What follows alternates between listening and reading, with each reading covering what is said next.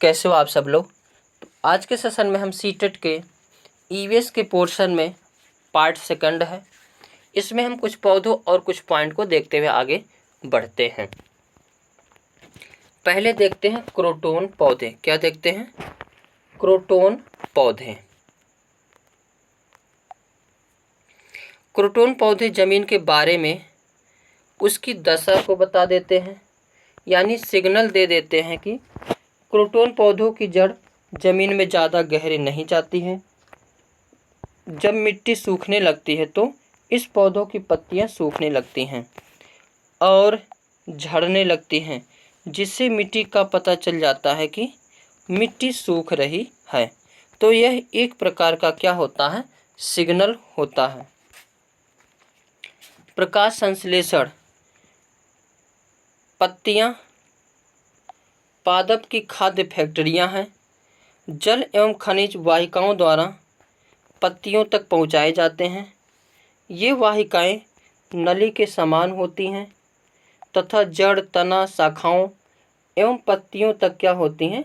फैली होती हैं। पत्तियों में एक हरा वर्णक होता है जिसे क्लोरोफिल कहते हैं। क्लोरोफिल सूर्य के प्रकाश यानी सौर प्रकाश की ऊर्जा का संग्रहण करने में पत्तियों की सहायता करता है। इसमें ऊर्जा का उपयोग जल एवं कार्बन डाइऑक्साइड से खाद्य संश्लेषण में होता है। क्योंकि खाद्य संश्लेषण सूर्य के प्रकाश की उपस्थिति में होता है, इसलिए इसे प्रकाश संश्लेषण कहते हैं। पत्तियों द्वारा सौर ऊर्जा संग्रहित की जाती है तथा पादप में खाद्य के रूप में संचित हो जाती है। आगे देखते हैं झूम खेती। झूम खेती क्या है? तो झूम खेती का तरीका बिल्कुल अलग है। एक फसल काटने के बाद जमीन को कुछ साल तक ऐसे ही छोड़ देते हैं, उसमें खेती नहीं करते। इस जगह जो बांस या जंगल उग जाते हैं उसे उखाड़ते नहीं, बल्कि बस गिराकर जला देते हैं। यह राख जमीन में खाद का काम करती है। ये पूर्वोत्तर इलाकों में होती हैं खेती। जमीन के जलाते हुए आसपास के पेड़ ना जले, जंगलों को नुकसान ना पहुँचे, इसका भी ध्यान रखना पड़ता है। फिर जब इस ज़मीन में खेती की बारी आती है तो ज़मीन को जोता नहीं जाता, मिट्टी को हल्के से हिलाकर बीज केवल छिड़क देते हैं। एक ही खेत में अलग अलग तरह के बीज जैसे मकई, सब्जियां, मिर्च और चावल बोए जाते हैं। फसल के समय अनचाही घास और पौधों को उखाड़ते नहीं, उन्हें गिरा देते हैं ताकि वे ज़मीन की मिट्टी में मिल जाएं, इससे भी ज़मीन क्या हो? उपजाऊ बनती है। स्थानांतरित खेती या झूम खेती उत्तर पूर्वी पर्वतीय तथा आदिवासी क्षेत्रों में की जाती है। इसे जनजातीय कृषि भी कहा जाता है। हमारे शरीर के लिए विभिन्न पोषक। हमारे भोजन में मुख्य पोषक कार्बोहाइड्रेट, प्रोटीन, वसा, विटामिन और खनिज लवण हैं। प्रोटीन क्या करता है? लड़ने की क्षमता प्रदान करता है। वसा क्या करता है? तो सुंदरता प्रदान करता है। विटामिन क्या करता है? तो प्रतिरोधक क्षमता बनाती है। खनिज लवण क्या करता है? शरीर को स्वस्थ रखता है। कार्बोहाइड्रेट क्या करता है? तो ऊर्जा प्रदान करता है।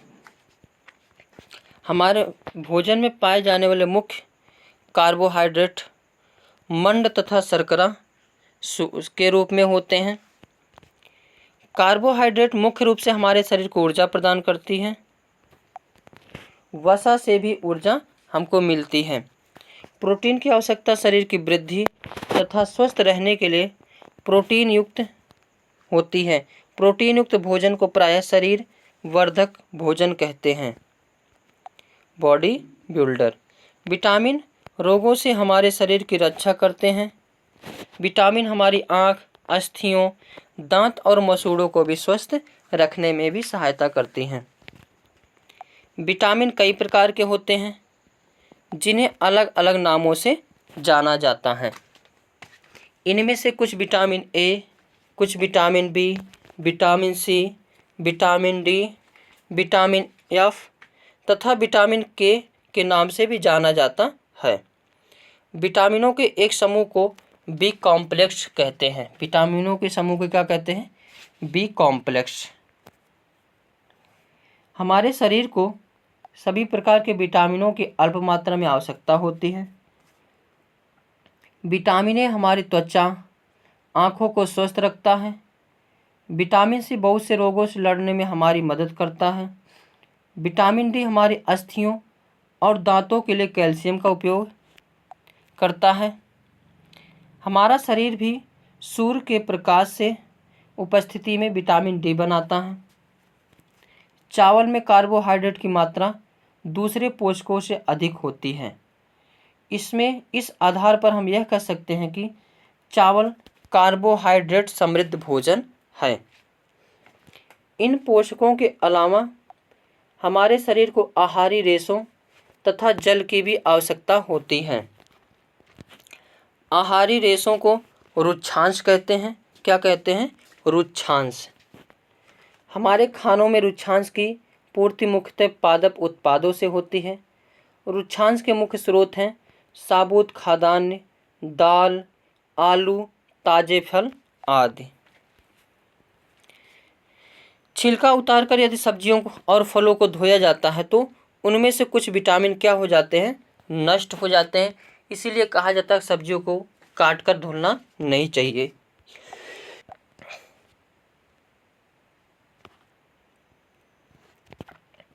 सब्जियों और फलों की त्वचा में कई महत्वपूर्ण विटामिन तथा खनिज लवण होते हैं। चावल और दालों को बार बार धोने से उनमें उपस्थित विटामिन और कुछ खनिज लवण अलग हो सकते हैं। भूख लगने का पता मस्तिष्क के हाइपोथैलेमस से पता चलता है। तो जो मस्तिष्क का हाइपोथैलेमस भाग है उसी से भूख लगने का पता चलता है। जीभ पर 4 तरह की 9000 ग्रंथियां होती हैं। चबाकर खाने से लार में टाइलिन निकलकर स्टार्च को माल्टोज शुगर में बदल देता है, जिससे भोजन क्या होता है? मीठा लगने लगता है। तो भोजन मीठा क्यों लगता है? तो स्टार्च को माल्टोज में बदलना। पकाने के तरीके एक मोस्ट इम्पॉर्टेंट ये है, ऐसे सीरीज ही दी जाती है सीटेट में। तो पहले भूनकर, उबालकर, तलकर और सेक कर, ये क्रम याद रखना है। भूनकर, उबालकर, तलकर, सेक कर। हर एक पॉइंट मोस्ट इम्पॉर्टेंट है। अचार रखने के लिए कांच के जार और बोतल को अच्छे से सुखाया जाता है ताकि नमी ना रह जाए और अचार खराब ना हो पाए। अगर नमी रहेगी तो अचार क्या हो सकते हैं? खराब हो सकते हैं। जब दस्त लगते हैं या उल्टियाँ होती हैं तो हमारे शरीर से बहुत सारा पानी बाहर निकल जाते हैं। यह शरीर के लिए हानिकारक हो सकता है। इसलिए ज़रूरी है कि शरीर में पानी की कमी क्या की जाए? पूरी की जाए। जब तक उल्टियाँ दस्त हो तब तक थोड़ी थोड़ी देर में पानी पीते रहना चाहिए। पानी में शक्कर और नमक भी मिला लेना चाहिए। बहुत छोटे बच्चों को माँ का दूध पिलाते रहना बहुत ज़रूरी है। माँ का दूध बीमारियों को रोकने, दवाइयों जो घरेलू भी हो सकती है, लेनी चाहिए। इसके बाद देखते हैं मलेरिया। मलेरिया रोनाल्डो रोल्स ने सबसे पहले बताया कि मलेरिया मच्छरों के कारण होता है। और ये जो रोनाल्डो रोज थे कहाँ के हैं? तो भारतीय मूल के थे। मलेरिया बुखार में कपकपी और ठंड लगती है। मलेरिया मादा मच्छर एनाफिलिस से फैलता है। मलेरिया को दूर करने की दवाई सिनकोना पेड़ की छाल से निकाली जाती है। ये मोस्ट इम्पॉर्टेंट है। पेड़ की छाल और मादा एनाफिलिस मच्छर से फैलती है। उसके बाद एनीमिया। एनीमिया क्या है? तो एनीमिया हीमोग्लोबिन या आयरन की कमी के कारण होता है। यह शरीर और मानसिक रूप से प्रभावित करता है। इससे बच्चे ठीक से पढ़ते नहीं हैं, उनका एनर्जी लेवल लो हो जाता है और पढ़ाई में ध्यान नहीं रहता है। उद्हुयु क्या है, ये भी प्रश्न इम्पॉर्टेंट पूछा जाता है। तो उद्हुयु, ये प्रश्न इम्पॉर्टेंट पूछा जाता है। क्या है उद्हुयु? तो सर्दियों में खेत में ही ताज़ी सब्जियों को मसालों के साथ एक मटके में भरकर उसको सीलबंद कर देते हैं। कोयले के अंगारों में मटकों को उल्टा रखकर सब्जी को पकाया जाता है। इस पकी सब्जी को उद्हुयु कहते हैं। गुजराती भाषा है। उद्हुयु का मतलब होता है उल्टा। उद्हुयु के साथ मिट्टी के चूल्हे में पकी बाजरे की रोटियां को खाया जाता है। साथ में मक्खन, दही और छाछ भी ले जाते हैं। उसके बाद आगे है लिंगहु फेन। लिंगहु फेन क्या है? तो ये भी एक खाने का व्यंजन है। लिंगहु फेन सांप के मांस से बनाया जाने वाला पकवान है, जिसे हांगकांग में क्या होता है, खाया जाता है। ये भी प्रश्न पूछा जाता है। अब देखते हैं खाने की चीज़ें जो जल्दी खराब होने से बचाने के लिए घरेलू उपाय क्या क्या हैं, उनके बारे में देखते हैं। चीज़ें जैसे दूध को खराब ना हो इसके लिए क्या करते हैं तो उसे उबाल कर रखते हैं। हरी धनिया खराब ना हो तो गीले कपड़ों में लपेट कर रखते हैं। पके हुए चावल खराब ना हो तो एक कटोरे में डालकर पानी के बर्तन में रख देते हैं। प्याज लहसुन खराब ना हो इसलिए इसे खुले में रखते हैं और नमी से बचा कर रखते हैं। उसके बाद मधुमक्खी पालन, यहाँ से भी मोस्ट इम्पॉर्टेंट क्वेश्चन बनते हैं। तो बिहार के मुजफ्फरपुर के बोचाहा गांव में लीची के पेड़ बहुत अधिक पाए जाते हैं और लीची के फूल जो होते हैं मक्खियों को बहुत लुभाते हैं। इसलिए इस क्षेत्र को मधुमक्खी पालन शहद बनाने का काम करते हैं यहाँ के लोग। अक्टूबर से दिसंबर, ये भी डेट याद रखना है। अक्टूबर से दिसंबर मधुमक्खी के अंडे देने का समय होता है और यही मधुमक्खी पालन शुरू करने का भी सही समय होता है। मधुमक्खी पालन को एपीकल्चर कहते हैं। क्या कहते हैं? एपीकल्चर कहते हैं। और लीची के फूल फरवरी में खिलते हैं। मधुमक्खी के हर छत्ते में एक रानी होती है जो अंडे देती हैं। छत्ते में कुछ नर मक्खी भी होती हैं। छत्ते में बहुत सारे काम करने वाली मक्खियाँ भी होती हैं। यह दिन भर काम करती हैं। शहद के लिए फूलों का रस ढूंढती हैं।